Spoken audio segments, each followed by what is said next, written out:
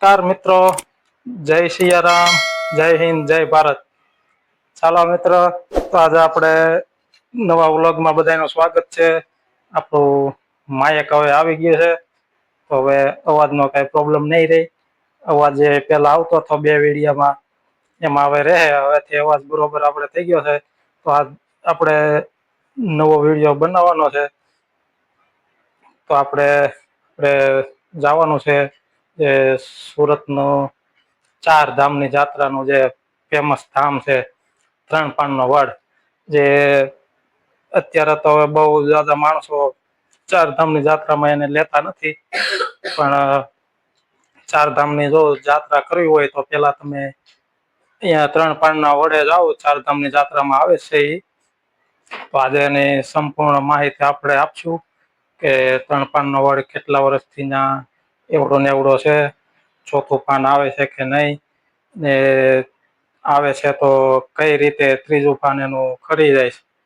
તો અત્યારે આગળ નીકળી છે, અહીંથી અમારે બહુ સેટું નથી, બસ 1 કિલોમીટર છે અહીંયાથી અમારે.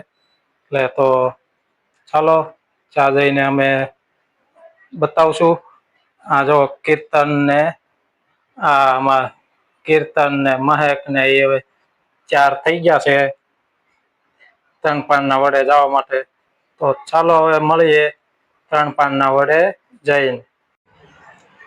તો હાલો દોસ્તો, ત્રણપાણના વડે પહોંચી ગયા છે. હવે તમને એનો ગેટ બતાવી દઉં છું અહીંયાથી. જો આ છે ત્રણપાણનો વડ, ચારધામ મંદિર, તેરથોડ. જોઈએ આમાં આપણે આગળ આ બધું. જય સીતારામ વાળી, સીતારામ સીતારામ. આ જો આ બધી છે ગૌશાળા. અહીંયા આ રીતના પેલા ગાયોને બધી રાખવામાં આવે છે. અહીંયા ગૌશાળા છે અહીંયાની. જો છે કેટલા વર્ષ જૂનો છે આ ત્રણપાણનો વડ. એ તો છે રાજા કરણના વખતનો. આ બધી ગૌશાળા છે અહીંયા, ને આની સંપૂર્ણ માહિતી હવે મંદિરમાં પછી આપણે અંદર જાવું ત્યારે મંદિરની પણ સંપૂર્ણ માહિતી આપણે આપશું. અત્યારે તો આ ગૌશાળા છે બાય. જો આ જો ચોકથી ખવડાવે છે. જો છે ને કઈ મસ્ત છે. જો ગાય કઈ મસ્ત છે. મસ્ત છે. જો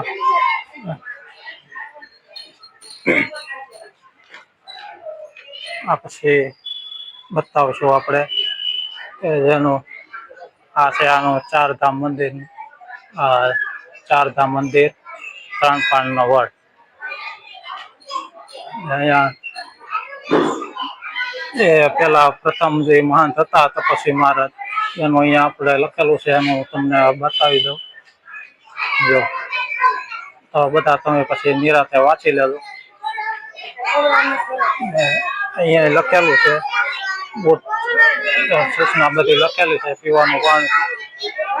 તો આનું સંપૂર્ણ માહિતી આપણે આપશું તમને. ચાલો આમાં અંદર જવાનું આપણે જોવું. હવે આ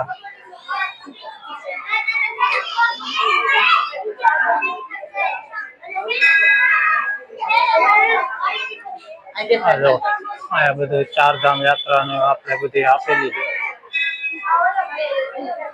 ક્યાં ત્યાં ચાલુ થયું, ક્યાં ત્યાં બધું હતું, એ બધું આપણે આગળ અંદર જઈને આગળ જોવું. આપણે આજે ટ્રાફિક છે બહુ, અત્યારે હિંદવાળા હાલે છે એના હિસાબથી.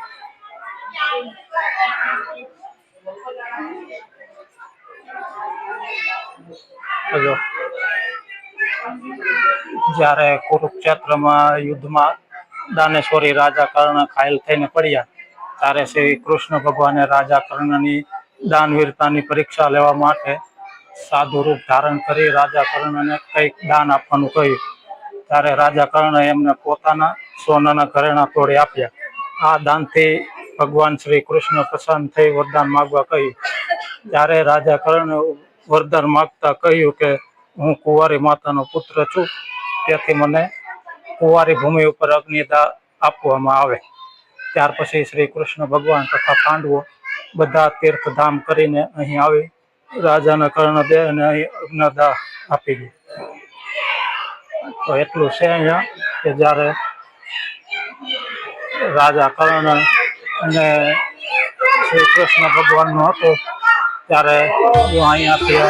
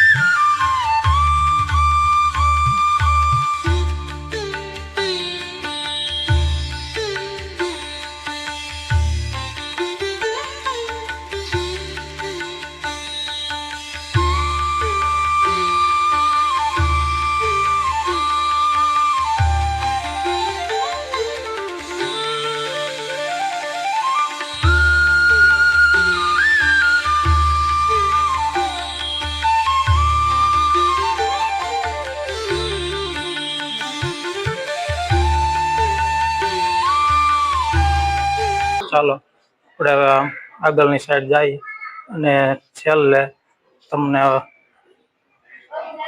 બતાવશું કે આપણે 3 પાનનો વડ છે. તો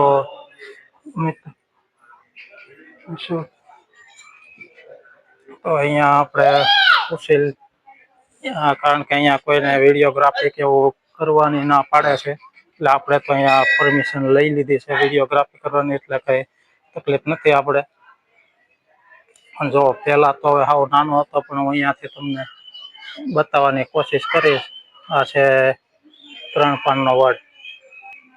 અહીંયાથી અંદર બહુ જાળીમાં છે એટલે બરોબર દેખાય તો નહીં, છતાં હું ઝૂમ કરી અને બતાવવાનો પ્રયત્ન કરીશ તમને. હા જો એટલું જ છે અહીંયા, કારણ કે આમાં 4થું પાન આવતું નથી. આ જો તમને દેખાતા છે 3 પાન. 3 પાન દેખાય છે તમને બધા? હા તો 3 પાન બસ.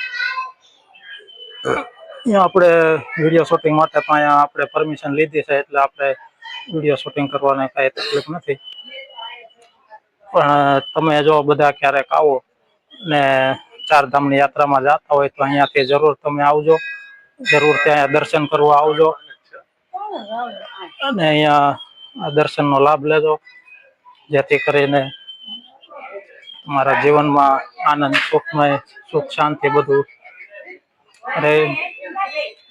ચાલો મિત્રો, તો બધાએ ત્રણ દર્શન કર્યા, તો હવે આપણે અહીંયાથી નીકળશું. આ છે ગાય ને વાછડો ને ગાય. બસ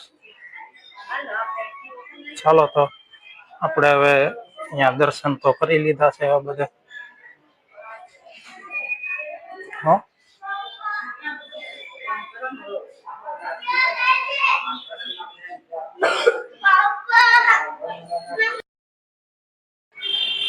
હાલો તો મિત્રો, તમે બધાએ દર્શન કરી લીધા ત્રણેય પાનવડના. હવે તમને કેવું લાગ્યું? તમે જો અહીંયા સુરતમાં આવો તો અવશ્યથી ત્રણ વડના દર્શન કરજો ને દર્શનનો લાભ લેજો. અમને તો બહુ મજા આવી અહીંયા ત્રણ વડના દર્શન કરવાની. તમે પણ જો ક્યારે પણ સુરત આવો તો અવશ્યથી અહીંયા ત્રણ વડે આવજો. આ છે હવે મળશું આપણે બીજા વ્લોગમાં. બીજા વ્લોગમાં પછી આપણે મળશું આગળ. તો ચાલો, જય હિન્દ, જય ભારત.